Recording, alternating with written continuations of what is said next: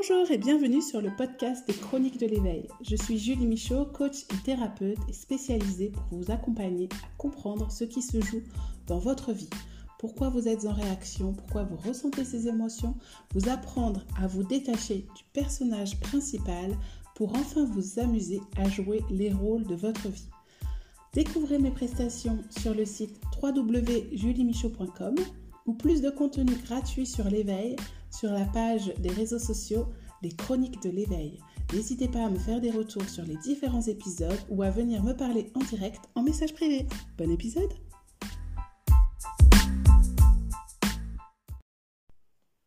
Bonjour et bienvenue dans cette nouvelle saison du podcast des Chroniques de l'éveil.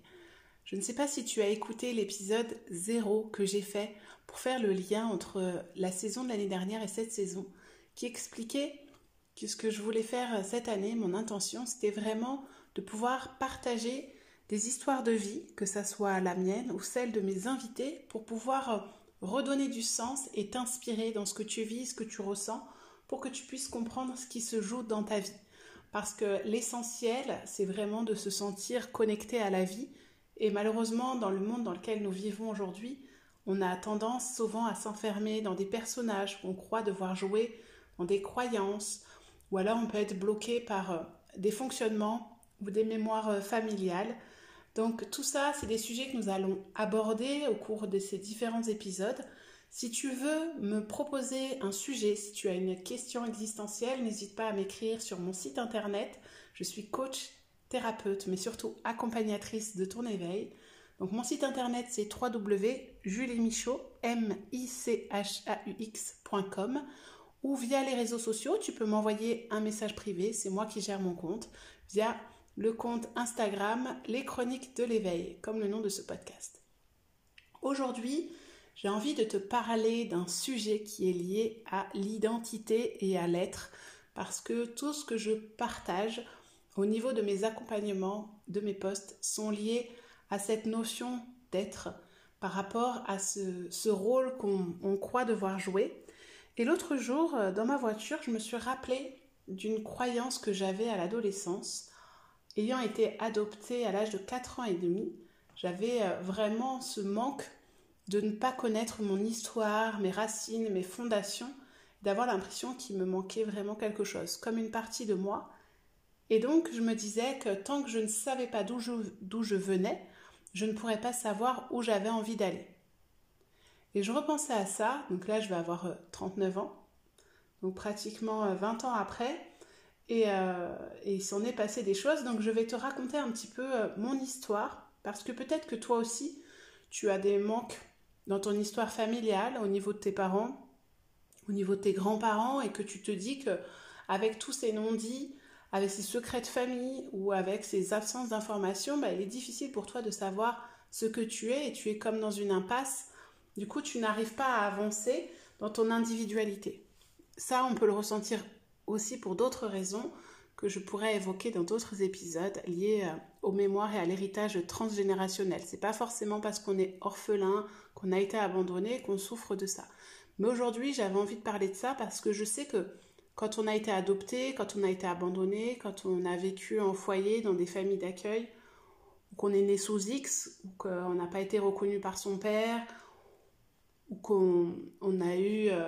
nos parents ont eu recours à différents programmes, à des donneurs de PMA, etc. On peut se poser des questions sur son existence, sur qui nous sommes, comme si on était à la recherche d'une quête ou d'une vérité. Et puis, on a l'impression que ces informations-là, on pourra les obtenir qu'en allant chercher à l'extérieur donc ces informations sur notre identité, et que tant qu'on n'a pas ces informations, eh bien, on ne peut pas se sentir complet. Et avec le développement personnel, la spiritualité, tout le chemin que j'ai fait ces dernières années, eh bien, j'ai compris que c'était pas ça la vie vraiment, c'était pas ça que être pleinement soi-même, authentique, choisir une vie juste pour soi, prendre les bonnes décisions, en fait, ça ne dépendait pas de notre identité. Et je travaille beaucoup là-dessus ces derniers temps, depuis plusieurs mois. j'ai appris vraiment à changer mon regard, ma paire de lunettes sur ce que j'étais. Et je me libère de plus en plus de ces principes d'éducation que j'ai pu avoir ensuite en grandissant dans ma famille, au niveau de la société dans laquelle on vivait. Puis c'est vrai qu'on n'est pas des générations où on a grandi avec une grande communication ou une ouverture à nos émotions, à nos ressentis, à notre histoire. Il y a beaucoup de secrets de famille. Et c'est compliqué pour beaucoup d'entre nous de nous construire quand on a l'impression que les fondations ne sont pas là. Et en fait, mon histoire de vie a fait qu'il y a des choses qui se sont répercutées sur mon fils, des émotions que j'ai pu ressentir, que j'ai pu cacher à l'intérieur de moi et qui m'ont conduite à faire de la psychogénéalogie et j'en ai fait mon métier, entre autres. Ça fait partie des outils que j'ai pour vous accompagner à vous reconnecter à être vous-même. Et je me suis rendu compte que finalement, ce n'était pas les secrets de famille, les non-dits ou les absences d'informations qui allaient nous aider à nous construire, mais c'était ou qui pouvaient nous bloquer dans notre vie. C'était plutôt les émotions qui étaient liées à ce qui avait été vécu. Et donc en fait, si vous êtes dans une situation un peu similaire à la mienne, c'est-à-dire qu'il vous a manqué des informations, moi entre deux, j'ai récupéré des informations avec ma sœur, on a pu retrouver une partie de notre famille biologique, avoir des photos de notre maman qu'on avait perdue jeune, elle a 3 mois, moi 2 ans et demi. Voilà, il y a des morceaux du puzzle qu'on a pu reconstituer, mais pas forcément tout. Donc forcément, ça nous a aidés sûrement dans notre quête de nous-mêmes. Mais au final, ce qui est le plus violent dans ce qu'on a apporté, c'est plutôt les émotions et la façon dont on a vécu les choses à l'époque qui, si elles n'ont pas pu être exprimées comme il faut, se réveillent aujourd'hui et font que nous pouvons être en réaction à ce que nous vivons. Donc moi personnellement, j'ai toujours grandi avec beaucoup d'expériences de vie qui n'étaient pas forcément très drôles, n'est-ce pas ? Perdre sa maman, être abandonné par son père, vivre de la violence, une éducation un peu stricte, vivre un divorce très compliqué juste après avoir été adopté, de ses parents adoptifs, enfin bref, beaucoup de déménagements. C'est vrai que quand dans ma vie personnelle, je raconte un peu plus en détail certaines scènes de ma vie, les gens me regardent avec des grands yeux en se disant « mais tu devrais écrire un livre, mais comment tu fais pour être aussi apaisé, pour raconter ça comme ça, pour réagir avec autant de détachement à ce qui t'est arrivé ?» Et c'est vrai que, en fait, pour moi, ça a été des étapes qui m'ont construite. Et peut-être que je me suis beaucoup protégée, j'ai fait une espèce de carapace à l'intérieur de moi qui fait que j'étais complètement déconnectée de mes ressentis, même si j'avais une extrême sensibilité. En fait, c'était plus une sensibilité en réaction aux émotions des autres, parce que j'étais à l'affût vraiment de ce que pouvaient ressentir les gens autour de moi pour éviter les conflits, pour que tout soit le plus harmonieux possible. Mais je m'étais complètement coupée de ce qui se passait en moi parce que je n'avais pas pu l'exprimer, parce que je n'avais pas forcément le droit de montrer mes émotions, et puis parce que je pense que c'était aussi de la survie que en tant qu'enfant, j'ai dû jouer plus ou moins de temps en temps des rôles d'adulte et de protection envers ma petite sœur par exemple. C'est des rôles peut-être que je me suis donné, qu'on m'a pas donné, mais voilà. Donc j'ai créé, peut-être pendant 30 ans, j'étais dans un mode de survie. Et donc constamment en réaction et à jouer des rôles par rapport à ce que je pensais qu'on pouvait attendre de moi. Parce que je ne savais pas réellement ce que j'étais, ce qui j'étais ou qui j'étais.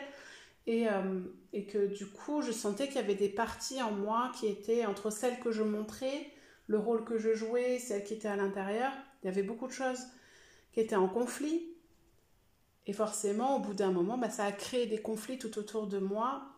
Parce qu'il y a eu comme une perte de sens dans tout ce que je faisais, il n'y a rien qui fonctionnait, il y avait, on pourrait mettre des mots comme des échecs, Pour moi, c'était des expériences et la vie m'a mise en face de situations qui m'ont obligée à un moment donné à prendre des décisions pour arrêter de subir. Et c'est pour ça que je communique autant sur les réseaux sociaux, dans mes posts, mes chroniques ou dans ces épisodes sur le fait que il est important d'arrêter de subir sa vie, même si vous avez vécu des événements traumatisants. Il n'y a pas de concours de souffrance, il y aura toujours quelqu'un qui aura vécu ou qui sera en train de vivre une situation pire que la vôtre. Mais en fait, il est temps simplement d'observer ce qui se passe à l'intérieur de nous, parce que ce que l'on est, c'est vraiment cette part de nous qui est capable de se connecter à un état de paix, de joie et d'amour.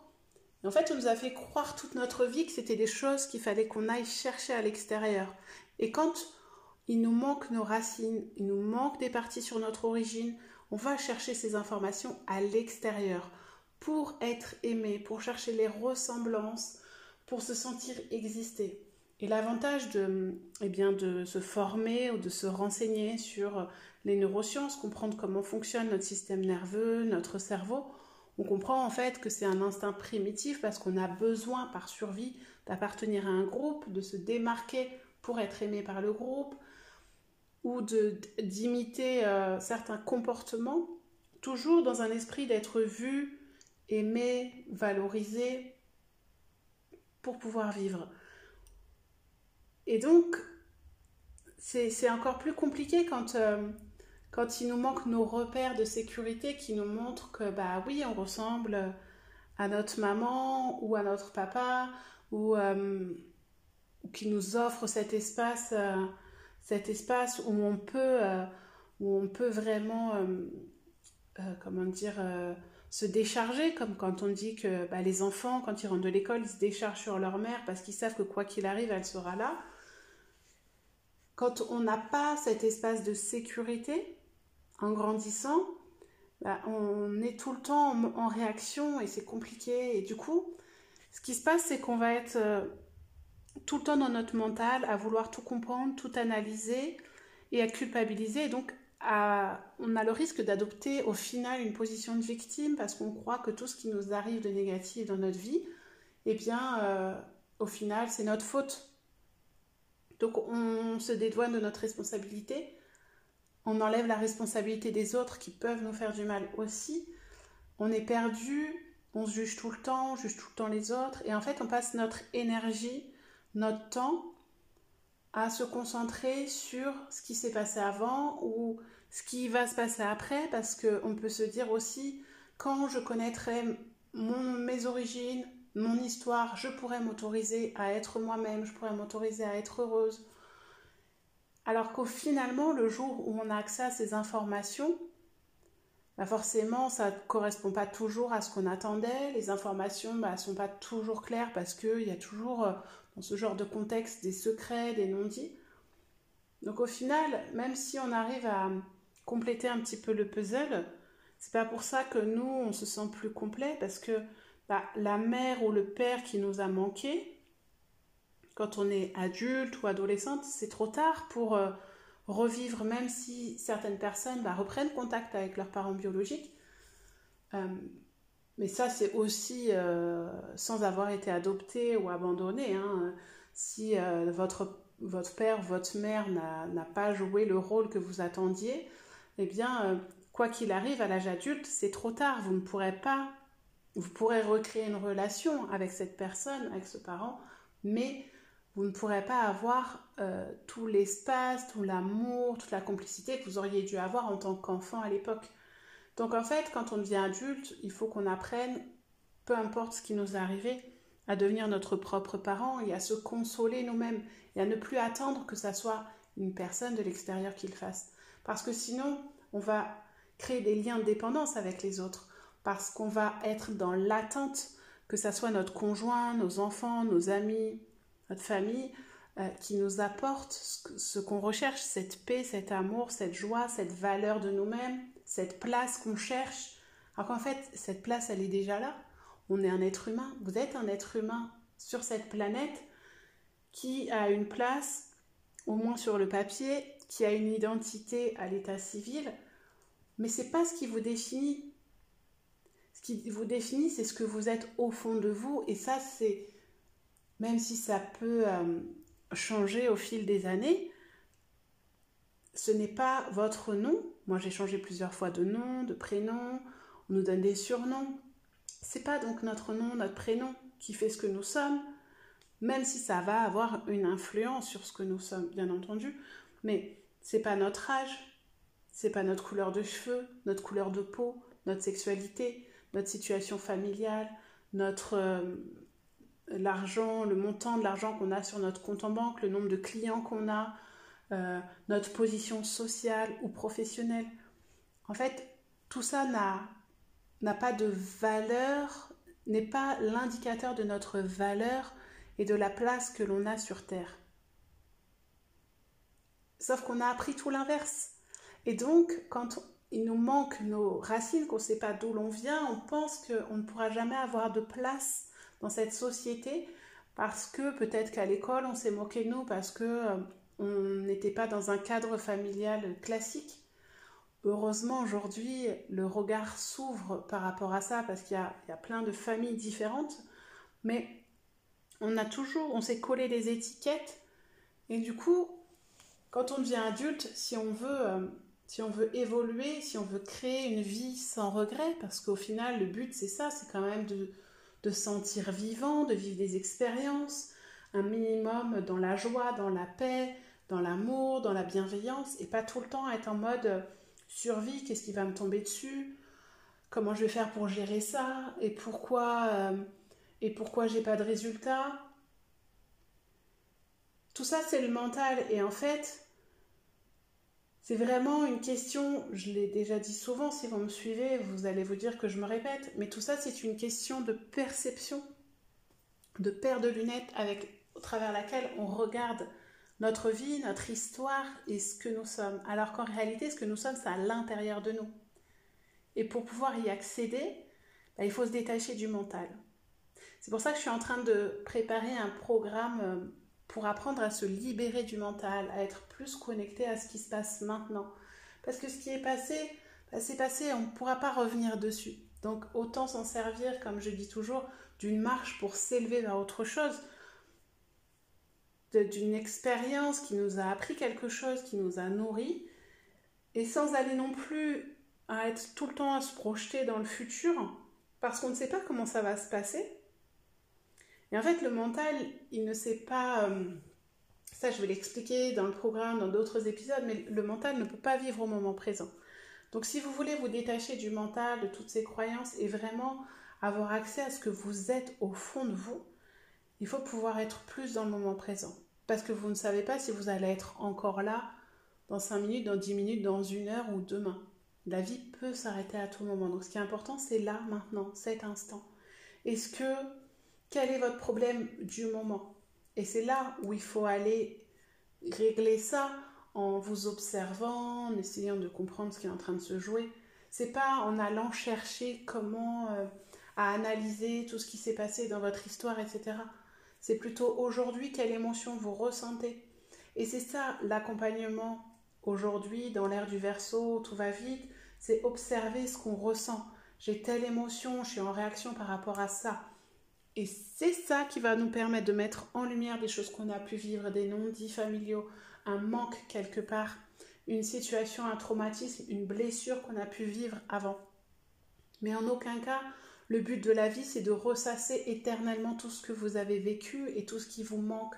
Parce que tant que vous serez dans ce mode de pensée du manque, eh bien vous allez l'aborder comme ça et ça va avoir une répercussion sur vos relations, à la nourriture, à l'argent, dans vos relations. Vous serez toujours dans un lien de dépendance ou dans un manque, en croyant que c'est de l'amour et dans une relation de souffrance, à chercher des petits plaisirs, gagner plus d'argent, être plus aimé. Et au final, souvent ça se transforme par de la souffrance juste derrière parce qu'il y a des frustrations, parce que vous voulez plus, parce que c'est jamais assez, parce que vous allez vous juger, vous sentir pas assez, vous sentir trop.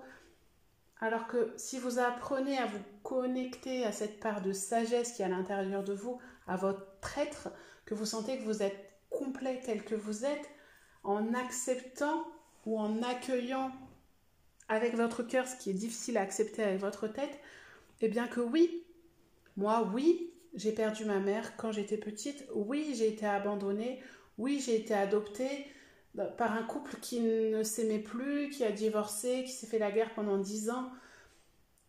Et oui, ça m'a construite et ça a fait cette femme qui a cette sensibilité, qui sait, qui ressent ce que les autres ressentent, qui sait sentir des choses que peut-être d'autres personnes ne peuvent pas sentir parce que j'ai été à l'affût de tout ça, j'ai développé des compétences, des dons, des talents, ce que vous voulez, vous mettez les mots que vous voulez, mais c'est ce qui fait ma force aujourd'hui, c'est qu'aujourd'hui, j'ai tellement expérimenté de choses dans ma vie et je vois ça d'une façon tellement constructive que je me sers de ça pour vous accompagner aujourd'hui. Et c'est ce qui fait que depuis que je reçois des personnes en accompagnement, je reçois des personnes qui ont un cœur énorme, qui sont tournées vers les autres et qui sont complètement déconnectées d'elles-mêmes comme moi j'ai pu l'être, mais parce qu'elles ont vécu beaucoup de dévalorisation, parce qu'elles n'ont pas été soutenues ou parce qu'elles n'ont pas grandi dans un monde sécurisé, elles ont grandi sans parents ou elles ont perdu leurs parents jeunes ou elles ont eu des parents violents, ou alors même pour certains hommes, ils ont évolué avec des parents qui étaient très jugeants, donc ils ne s'autorisent pas à vivre, à réaliser leurs rêves, à avoir la vie juste qu'ils veulent, à proposer l'éducation comme ils en ont envie à leurs enfants parce qu'ils répètent des fonctionnements de leurs parents. Comme j'ai expérimenté des choses, j'ai dépassé des choses, j'ai soigné des choses à l'intérieur de moi, j'ai découvert, je me suis formée à des outils de transformation. En fait, c'est ça qui me permet aujourd'hui d'aider les personnes. Et j'ai des personnes qui étaient en conflit avec des membres de leur famille et ça jouait sur leur perception d'elles-mêmes et qui, grâce à l'accompagnement qu'on fait ensemble, au chemin qu'on fait ensemble, ont vu leur situation et leur histoire complètement autrement et l'autre personne avec qui elles étaient en conflit, elles ont réussi à comprendre aussi leur point de vue. Je dis pas forcément de pardonner, etc. Mais en fait, en changeant leur paire de lunettes, ça leur a permis de se détacher d'une situation, de la voir autrement et de pouvoir aborder leur vie et ce qu'elles sont autrement. Elles ont compris que leur valeur ne dépendait pas de leur relation fraternelle ou familiale ou avec leur conjoint ou avec leurs enfants. Et petit à petit, en fait, chaque personne comprend que ce qui est essentiel, eh bien, c'est d'être aligné avec ce qu'on est pour pouvoir se faire passer à la première place, pour pouvoir créer cet espace qui nous permet d'accompagner les autres. Parce qu'en général, quand on est trop tourné vers les autres, eh ben, on s'oublie. Et quand on a manqué de racines, quand il nous manque des pièces, des informations sur notre origine, sur ce que l'on est, sur notre venue au monde, bah c'est vrai qu'on peut avoir un problème un petit peu d'incarnation, un peu d'existence, de place dans ce monde. Et du coup, on va avoir tendance peut-être à être trop tourné vers les autres et à s'oublier, à se déconnecter de soi-même. Et ça, alors que on a vraiment à cœur d'aider les autres, d'être au service des autres, mais on ne peut pas le faire si déjà à la base, on ne sait pas ce que l'on est, qui l'on est.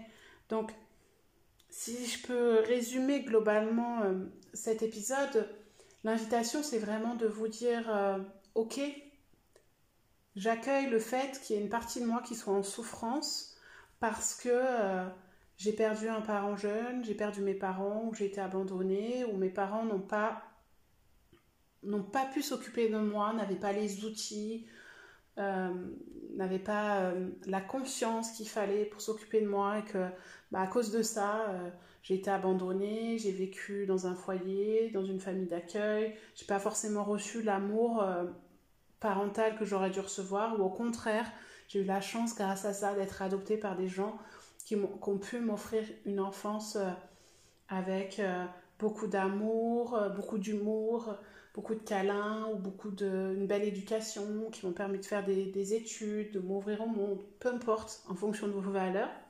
De toute façon, même quand on n'a pas vécu ça, qu'on a grandi avec ses parents biologiques, il y a des manques, il y a des reproches, il y a des jugements. On n'est jamais forcément complètement satisfait de notre enfance. Mais ce que je veux dire, c'est que si vous voulez vous sentir complet, complète, apprenez d'abord à vous connecter à ce qui se passe à l'intérieur de vous, vos ressentis. Qu'est-ce qui s'est passé pendant cet épisode quand je vous ai dit tout ça? Est-ce qu'il y a des choses qui vous ont bousculé? Est-ce que vous arrivez à sentir les émotions? Est-ce qu'il y a des moments où vous avez été dans l'émotion parce qu'il y a des choses qui ont résonné en vous? Ou pas du tout? Est-ce que vous sentez que vous êtes en paix avec votre histoire? Est-ce que vous pouvez raconter votre histoire aussi sans émotion, comme des faits neutres, parce que vous en êtes guéri ou pas? Voilà, il y a plein de questions à se poser par rapport à ça, mais toujours la même chose, observation. L'observation de ce que vous êtes, de ce que vous ressentez, va vous aider à comprendre et à mettre en lumière. Et c'est ça, être présent, être pleinement conscient de ce que l'on est, c'est mettre en lumière ce que l'on pense, ce que l'on ressent, pour pouvoir mieux s'en détacher. Donc si vous avez envie de découvrir un peu plus de choses sur cette liberté du mental, je vous invite à me contacter pour pouvoir vous inscrire au programme Libération du mental dès qu'il va être en ligne. Je suis en train de le créer, donc je fais un petit peu tout en même temps, l'enregistrement de ces épisodes et la création de ce programme. Mais comme ça me permet de vous envoyer les informations à ce moment-là. Si vous voulez qu'on échange sur bien ces difficultés, ces questionnements par rapport au fait de ne pas connaître ses racines, d'avoir été abandonné, d'être né sous X, enfin voilà, d'avoir une souffrance ou un manque par rapport à son histoire familiale ou par rapport à des secrets de famille, des non-dits, si vous voulez un petit peu explorer l'héritage familial. Donc vous savez que je suis aussi spécialisée en psychogénéalogie. Donc vous pouvez aller voir sur mon site internet www.juliemichaud.com. Vous pouvez aussi, j'organise des journées psychogénéalogie à mon domicile à Carpentras en Provence. Je compte le faire aussi à distance après, pour pouvoir vraiment avoir du temps pour exposer votre histoire et pour que je puisse mettre en lumière justement des fonctionnements, des répétitions, des choses qui se sont répétées peut-être dans votre vie et qui ne vous appartiennent pas, pour vous aider à vous détacher de tout ça, pour vraiment pouvoir avancer sur votre chemin.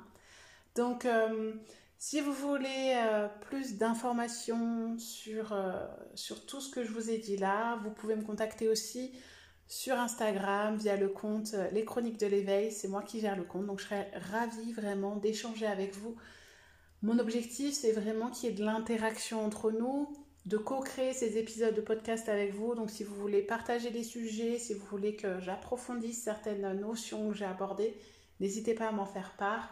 Et puis pour me soutenir, je vous serai très reconnaissante de donner votre avis sur les plateformes de podcast, de mettre des j'aime, des petits cœurs en fonction des plateformes, pour pouvoir pour permettre à d'autres personnes d'entendre ces épisodes, parce que peut-être que ça va les inspirer, peut-être que ça va donner du sens à ce qu'ils vivent ou à ce qu'ils ressentent. Je vous remercie pour votre écoute et je vous dis à très bientôt pour un nouvel épisode.